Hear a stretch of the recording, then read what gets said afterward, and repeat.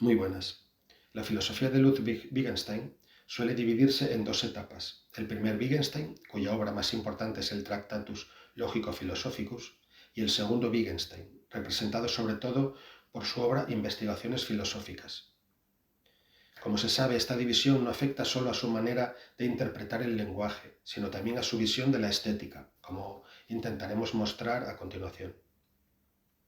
En este vídeo se explicarán, por un lado, las ideas estéticas más importantes, tanto del primer Wittgenstein como del segundo Wittgenstein, y por otro lado, al final, presentaremos una breve valoración crítica de estas propuestas de Wittgenstein.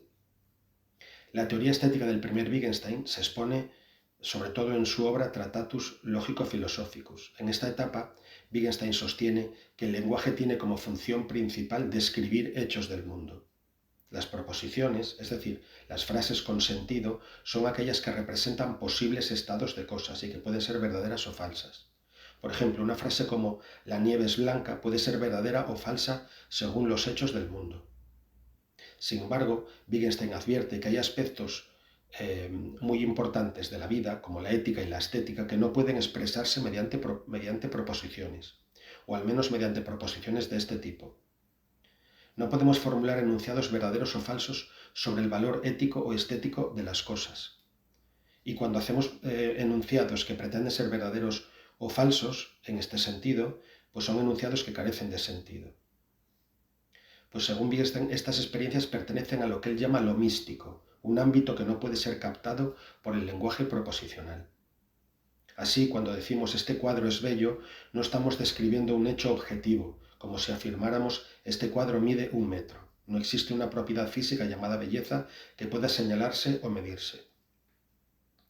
No obstante, aunque no podamos usar proposiciones estéticas en el mismo sentido que las proposiciones científicas verdaderas o falsas, esto no significa que no podemos comunicarnos en el ámbito ético o estético. Wittgenstein afirma: de lo que no se puede hablar es mejor callar. Pero esto no implica que no podamos manifestar ética y estéticamente nuestra experiencia. Simplemente no podemos hacerlo en términos científicos o explicativos. Lo que está diciendo Wittgenstein es que la comunicación no se agota en la comunicación científica o en las proposiciones científicas.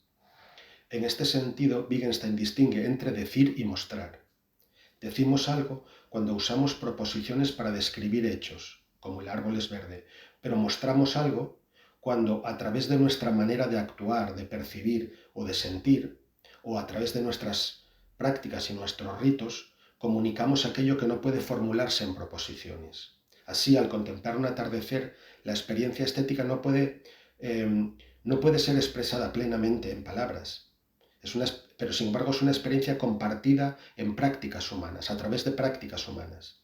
La belleza no reside ni solo en el objeto ni solo en el sujeto, sino en una forma de vida compartida y de prácticas compartidas, que es donde la experiencia estética adquiere sentido. Esto es lo que creemos que significa o lo que implica la distinción entre decir y mostrar. De este modo, la concepción estética del primer Wittgenstein ya está anticipando algunas ideas que desarrollará posteriormente en su filosofía posterior, donde el significado de las palabras depende de su uso en contextos prácticos de la vida cotidiana, de la vida humana. La estética del segundo Wittgenstein está vinculada a su nueva interpretación del lenguaje, la interpretación del lenguaje que va a defender en esta nueva etapa y que se expone en Investigaciones filosóficas. A diferencia de su etapa anterior, donde el lenguaje era visto como un espejo de la realidad, ahora Wittgenstein lo concibe como una actividad humana, diversa e inseparable de las formas de vida o de los contextos prácticos en los que se inserta. Esta nueva concepción del lenguaje tiene importantes consecuencias para la manera de interpretar el arte, la belleza o la experiencia estética. A este propósito, Wittgenstein introduce los conceptos de juegos del lenguaje y formas de vida, a través de los cuales explica que el significado de una palabra depende de su uso en contextos prácticos. No existe un significado fijo y unívoco de las palabras, independiente del contexto. Las palabras y las expresiones lingüísticas adquieren sentido siempre en el marco de prácticas sociales. Aplicado a la estética, Wittgenstein lo que parece sostener es que no hay una esencia fija de lo bello o de lo artístico. Cada contexto cultural y cada forma de vida genera sus propios criterios de valoración estética y sus modos de relacionarse con lo bello y con lo feo y sus modos de expresarlo y comunicarlo a través de estas prácticas. Esta perspectiva implica, en estética, que no debemos buscar definiciones universales de arte o de belleza, ni criterios unívocos de definir lo bello o lo feo, sino que lo que debemos hacer es observar cómo se usan estos conceptos en nuestra vida cotidiana, cómo apreciamos, evaluamos y compartimos experiencias estéticas en distintos contextos. Un ejemplo de esta idea es la reacción ante una pieza musical. No es necesario definir conceptualmente qué nos conmueve en una sinfonía de Beethoven o en una canción popular. Lo importante es el efecto que produce en nosotros, las prácticas de escucha que hemos aprendido y las emociones que despierta dentro de los diferentes contextos prácticos y formas de vida. La apreciación estética, desde este punto de vista, se asemeja a seguir una regla dentro de un juego, no porque sepamos definirla teóricamente, sino porque sabemos dentro de una comunidad cómo actuar adecuadamente. Y sabemos dentro de esa comunidad lingüística o dentro de esos contextos prácticos, una vez que hemos conocido las reglas que rigen dentro de esos marcos, sabemos tenemos ya capacidad de apreciar, de saber cómo se utilizan los términos estéticos. De este modo, la estética se convierte en un ejercicio de descripción de prácticas humanas, más que en una búsqueda de verdades universales. Esto es muy importante, porque Wittgenstein viene a decir que la teoría estética al final se reduce a un ejercicio de descripción de prácticas humanas, más que en una búsqueda de verdades universales. Comprender la belleza y el arte para el segundo Wittgenstein es comprender las múltiples formas de vida en que la belleza y el arte se expresan y comparten. Aquí, como veremos, hay una contradicción muy importante con el materialismo filosófico. Desde el materialismo filosófico, en efecto, la experiencia estética, en cuanto experiencia específicamente humana y diferente de la experiencia sensible animal, es una experiencia mediada por instituciones. Es una experiencia sensible, sí, pero mediada por experiencias previas inteligibles de carácter institucional.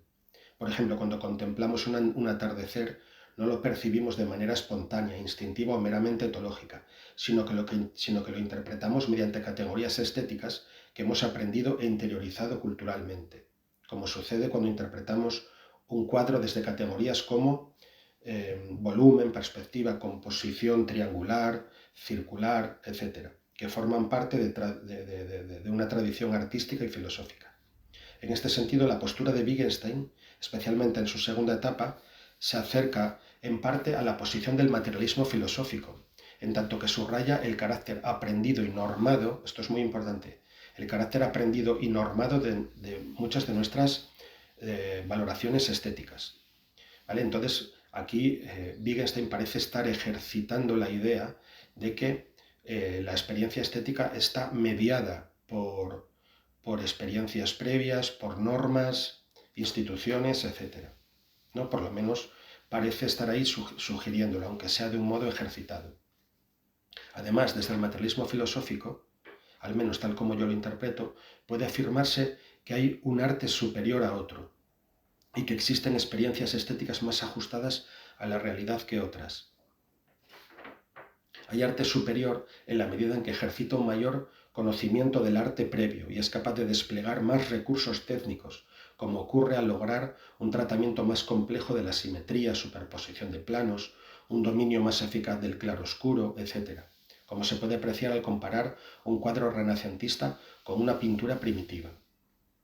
Asimismo, hay experiencias estéticas más instruidas e ilustradas que otras, ya que una experiencia cultivada permite comparar y discriminar entre diferentes obras de un mismo estilo o de distintos estilos, como cuando un espectador formado distingue matices entre el gótico francés y el gótico alemán.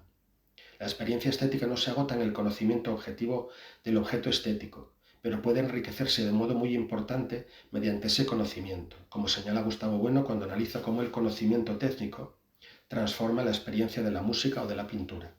Este aspecto es importante porque, de algún modo, tritura, eh, tritura la idea, la teoría, ciertas ideas estéticas de Wittgenstein que parecen conducirnos a una suerte de relativismo extremo, ¿no? Porque Wittgenstein parece llevarnos a la idea de que distintos contextos prácticos pueden ser incomunicables entre sí, porque cada contexto práctico delimita internamente lo que tiene sentido, lo que no tiene sentido, la experiencia estética adecuada, no adecuada. En cambio, desde el materialismo filosófico no hay lugar para este relativismo porque se reconoce unos criterios objetivos, como es la superioridad técnica, como es la capacidad de reinterpretar desde unas tradiciones otras tradiciones, en la medida en que tengan más recursos, unas categorías más potentes, etc. Por último, Wittgenstein parece reducir o limitar la filosofía estética a la descripción de las prácticas que envuelven la comunicación y experiencia estética, ¿no? Wittgenstein parece reducir o limitar la filosofía estética a una mera descripción y clasificación de prácticas. Sin embargo, desde el materialismo filosófico, la estética no se limita solo a describir estas prácticas y uso del lenguaje estético. De las prácticas artísticas, de las nematologías que envuelven la práctica artística y de las ciencias que estudian el arte, como la psicología, la sociología o la historia, van surgiendo ideas y teorías que se contradicen entre sí y que desde luego no son todas igual de potentes. El materialismo filosófico tiene que clasificar, discriminar y triturar críticamente las ideologías y las teorías míticas del arte, tomando partido por las más potentes, aquellas capaces de reducir a las demás y en contacto siempre con las ciencias. Por ejemplo, ideas como las de arte, en sentido adjetivo y sustantivo, finalidad, la idea de finalidad en el arte, la idea de verdad artística, etc., requieren desde luego un tratamiento filosófico y no todos son igual de potentes, ¿no? Con esto queremos decir que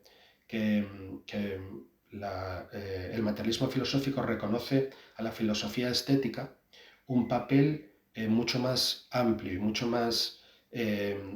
más potente del que le reconoce Wittgenstein, ¿no? Por ejemplo, si existe la experiencia estética de los animales, el análisis de todas estas ideas que hemos dicho, si el arte puede considerarse un mero reflejo del modo de producción, etc., ¿no? Todo esto tiene que responderlo la filosofía estética, por lo que, desde luego, tiene un papel mucho más amplio del que le reconoció el segundo Wittgenstein. Muchas gracias.